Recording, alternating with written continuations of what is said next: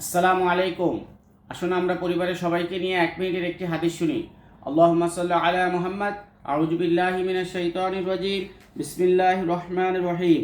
হযরত আবু যর রাদিয়াল্লাহু তাআলা আনহু হইতে বর্ণিত আছে যে রাসূলুল্লাহ সাল্লাল্লাহু আলাইহি ওয়াসাল্লামের নিকট জিজ্ঞাসা করা হইল যে এমন ব্যক্তি সম্পর্কে বলুন যে নেক আমল করে এবং এই কারণে লোকেরা তাহার প্রশংসা করে, সে কি নেক আমলের সওয়াব পাইবে? লোকদের প্রশংসা করা রিয়াকারীদের মধ্যে গণ্য হইবে কি? তিনি ইরশাদ করিলেন, ইহা তো মুমিনের নগদ প্রাপ্ত সুসংবাদ। ইহা তো মুমিনের নগদ প্রাপ্ত সুসংবাদ।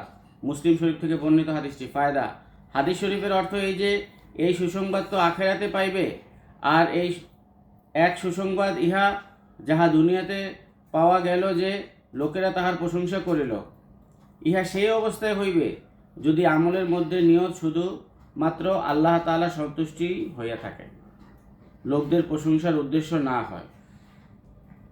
আল্লাহ তাআলা আমাদেরকে যত নেক আমল করব একমাত্র আল্লাহ তাআলা সন্তুষ্টির জন্য করার তৌফিক দান করেন।